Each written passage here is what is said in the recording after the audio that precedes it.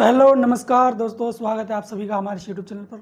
आज हम इस वीडियो के अंदर समय, चाल और दूरी के बारे में, टॉपिक के बारे में थोड़ा बहुत पढ़ेंगे। इसमें आज हम समझेंगे औसत जो चाल दी हुई होती है, औसत चाल हमें कैसे निकालनी होती है।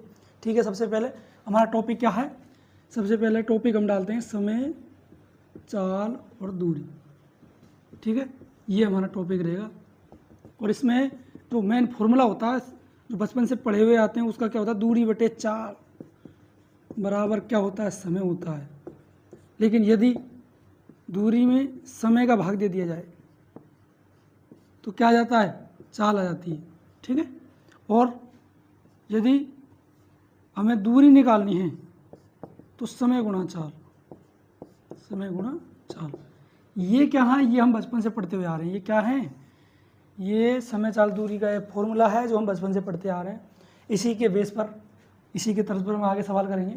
ठीक है, और इसमें जैसे कि चाल दे रखी है, चाल जैसे बड़ी दे रखी है, चाल अगर बड़ी दे रखी है उसको छोटी चाल करने के लिए, जैसे कि कोई भी चाल किलोमीटर प्रति घंटे में दे रखी है, यदि उसको मीटर प्रति सेकंड में करना है, छोटी यूनिट में करना है, तो क्या 5/18 का क्या कर देते हैं? गुणा कर देते हैं। ठीक है, लेकिन यदि मीटर प्रति सेकंड दे रखी है और हमें क्या चाहिए? किलोमीटर प्रति घंटे में चाहिए। किलोमीटर प्रति घंटे में चाहिए मतलब हमें चाल यदि बड़ी से छोटी करनी है तो 5/18 का गुणा कर देंगे।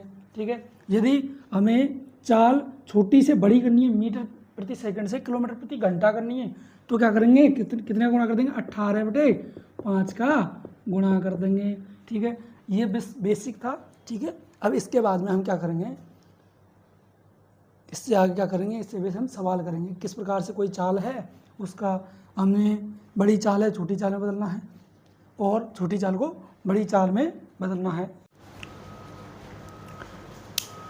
अब इसके बाद में हमें देखता है कि चाल को कैसे छोटी से बड़ी और बड़ी से छोटी करना। सबसे पहले जैसे कि कोई भाषा जाती है, यदि कोई व्यक्ति एक घंटे में यदि 5 किलोमीटर चलता है, ठीक है, 5 किलोमीटर चलता है, तो इसका मतलब क्या है? इसकी चाल क्या होगी?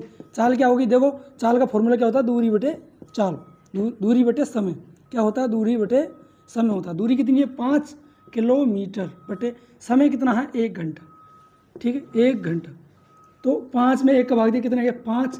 और ये कितना बनेगा? किलोमीटर। इसको जैसे कि घंटे का एच लिख लिया तो किलोमीटर बटे प्रति घंटे।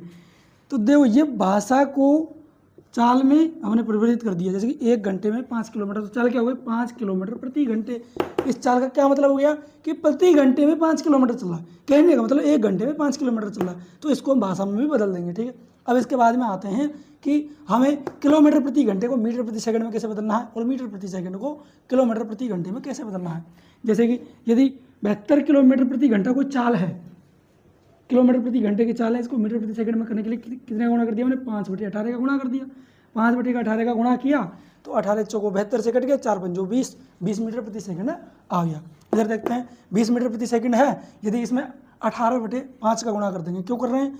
छोटी यूनिट से बड़ी यूनिट लेने के लिए। ठीक है, मीटर प्रति सेकंड को किलोमीटर प्रति घंटे में बदलने के लिए कितने का गुणा कर दिया? 18/5 का गुणा कर दिया। क्या क्लियर है? इस प्रकार से चाल को हम छोटी से बड़ी, बड़ी से छोटी कर सकते हैं। इसके बाद में हम इसमें पढ़ने वाले हैं औसत चाल के बारे में। ठीक है, क्या पढ़ने वाले हैं? औसत चाल के बारे में। मेन जो हमारा फॉर्मूला है वो क्या है? डायरेक्ट औसत चाल हम कैसे निकाल सकते हैं? सबसे पहले किसी भी चीज़ का हम बेसिक देखते हैं। तो जैसे कि यदि कोई व्यक्ति बिंदु ए से बी तक जाता है और वो जाती समय 40 किलोमीटर प्रति घंटे की स्पीड से जाता है और लौटती समय 60 किलोमीटर प्रति घंटे की स्पीड से आता है।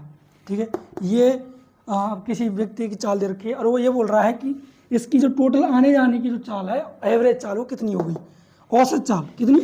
औसत चाल। क्या पूछ रहा है? औसत चाल। औसत चाल, इसका जो फॉर्मूला होता है 2xy बटे में x + y होता है। अब जैसे कि x को मान लिया 40, एक चाल मान लिया हमने 40, एक चाल को मान लिया हमने 60। ठीक है, तो 2 × 40 × 60 बटे में 40 + में 60। ठीक है, इसको करेंगे 2 × 40 × 60, ये 40 + में 60 किया तो 100, 2 0 से 2 0 कट गए, कितना आ गया? 48। क्या है? किलोमीटर प्रति घंटा। तो 40 की स्पीड से गया और 60 की स्पीड से वापस आया। इसकी औसत चाल कितनी आ गई? 48 किलोमीटर प्रति घंटे। अब आपके दिमाग में ये आएगा कि 2xy बटे में x + y, ये फॉर्मूला कैसे है?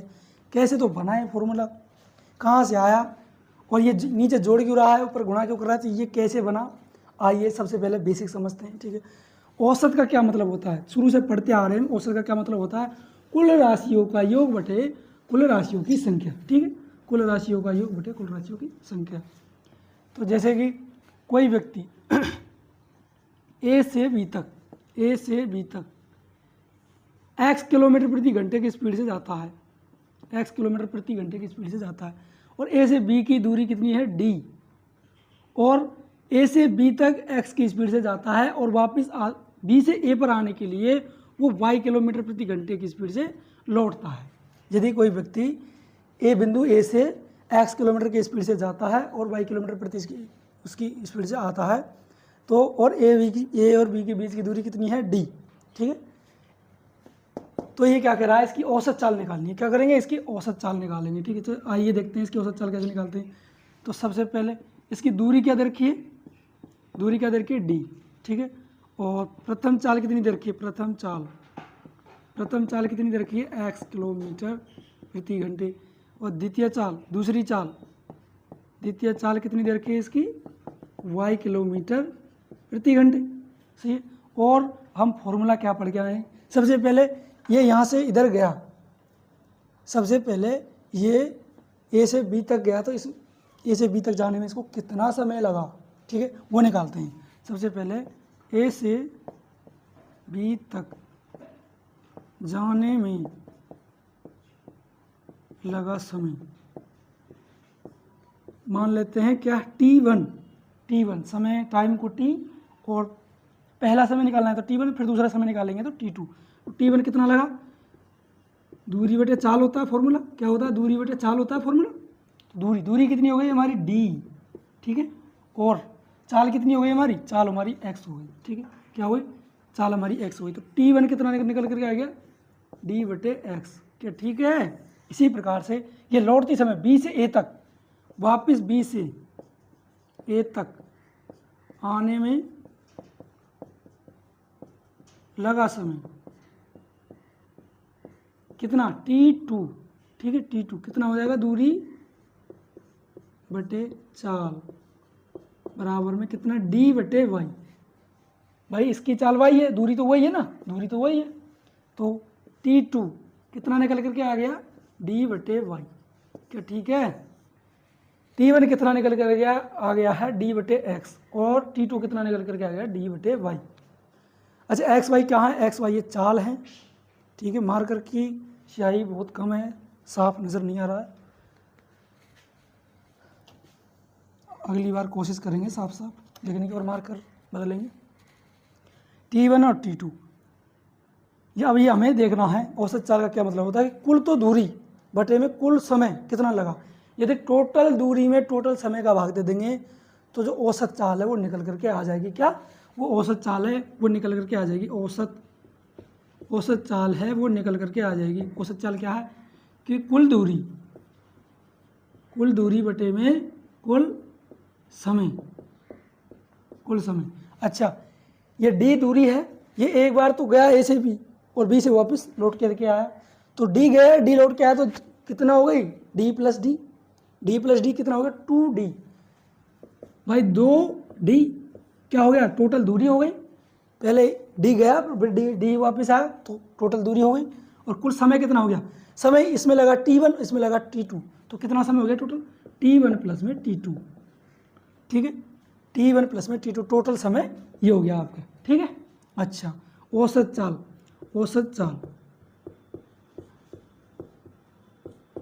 ये कितना होगा, 2d या 2d लिख लो।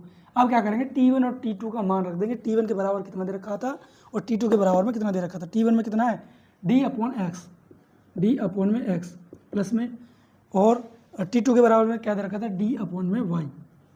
ठीक है, ओके। अब क्या करना है, इससे आगे 2d बटे में, ये क्या है, d कॉमन दिख रहा है, d इसमें भी है, d इसमें भी, d बाहर निकाल लेते हैं। देखो d हमने बाहर निकाल लिया, क्या बचा, 1/x प्लस में 1/y बचा। ठीक है, अब ये क्या करना है, d अंश में भी है, d हर में भी है, तो d से d कट जाएगा, क्या बचेगा, 2 बटे में 1/x बटे में 1/y प्लस में 1/y। अब क्या करना है, ऊपर वाले में तो कुछ सॉल्व करने के लिए है नहीं, ये अंश में हर में है, हर में इसको क्या करेंगे सॉल्व करेंगे। तो क्या करते हैं सॉल्व करने के लिए, जब भी अंश बटे हर मतलब पी बटे क्यू वाली संख्या कोई हो, यदि उनको जोड़ना हो या घटाना हो तो क्या करते हैं लघुत्तम लेते हैं। लेकिन यदि मल्टीप्लाई करते हैं तो अंश का अंश से गुणा कर देते हैं और हर का हर से गुणा कर देते हैं, ठीक है। तो इनका क्या ले लेंगे लघुत्तम। एक्स वाई का लघुत्तम दिया, कितना आ गया एक्स आ गया, एक्स वाई आ गया। देखिए एक्स वाई का यदि लघुत्तम लियोगे तो ये एक्स बार में गया, एक्स गया, फिर वाई का वापस देना पड़ेगा, तो ये एक एक से पाएगा। तो एक्स बार गया वाई बार गया, तो इन दोनों का मल्टीप्लाई करेंगे कितना आ जाएगा एक्स वाई आ जाएगा। अब एक्स वाई में ये दोनों पदों को सॉल्व करके ऊपर हमें लिखना है। एक्स वाई में किसका भाग दूँ, एक्स का, क्यों हर है, एलसीएम में हर का भाग देते हैं, जो आता है उसे अंश से गुणा कर देते हैं। एक्स वाई में हमें क्या करना है, एक्स का गुणा करना, एक्स का भाग देना है। तो एक्स से एक्स कट गया, क्या बचेगा वाई, वाई का गुणा एक से कर दिया तो वाई प्लस में एक्स वाई में अब वाई का भाग देंगे, एक्स वाई में अब क्या करेंगे वाई का भाग देंगे, वाई से वाई कट गया, क्या बचा एक्स, एक्स का गुणा एक से कर देंगे तो क्या हो जाएगा एक्स, ठीक है। क्या क्या क्या है 2 में वाई प्लस में एक्स बटे में एक्स वाई। यदि कोई संख्या जैसे कि यहाँ पर है 1/x एक्स बटे वाई है, यदि उसको मैं बटे में ले जाऊँ 1/x/y तो ठीक है, ये इसका व्युत्क्रम हो जाएगा। ये जो y है ये ऊपर लौट जाएगा, ऊपर आ जाएगा y अपॉन में x। कहने का मतलब ये इसका व्युत्क्रम हो जाएगा। यदि x y को बटे में ले गए तो ये घूम करके जो नीचे है y ये ऊपर वापस आ जाएगा। इसी प्रकार से यहाँ पर ये y है ये ऊपर की तरफ आ जाएगा, y का क्या है ऊपर की तरफ गुणा कर देंगे। 2xy बटे में क्या बचा नीचे की x प्लस वाई, ठीक है। तो औसत चाल का फॉर्मूला क्या है हमारा, औसत चाल का फॉर्मूला क्या है हमारा 2xy बटे में x प्लस में y। अब कोई सी भी चाल दे रखी हो आराम से हम डायरेक्ट क्या निकाल सकते हैं, डायरेक्ट औसत चाल निकाल सकते हैं। बेसिक करने की हमें ज़रूरत नहीं है, लेकिन कहीं भी अटक जाते हैं तो बेसिक की ज़रूरत पड़ जाती है। कहीं कहीं दिमाग काम नहीं करता, कैसे ऐसे सवाल आते हैं कि भाषा ही समझ नहीं आती, फिर हमें उस स्थिति में बेसिक का उपयोग करना पड़ता है। तो इसलिए पहले बेसिक करें, बेसिक को समझें, उसके बाद में डायरेक्ट ऐसा करने का कोशिश करें।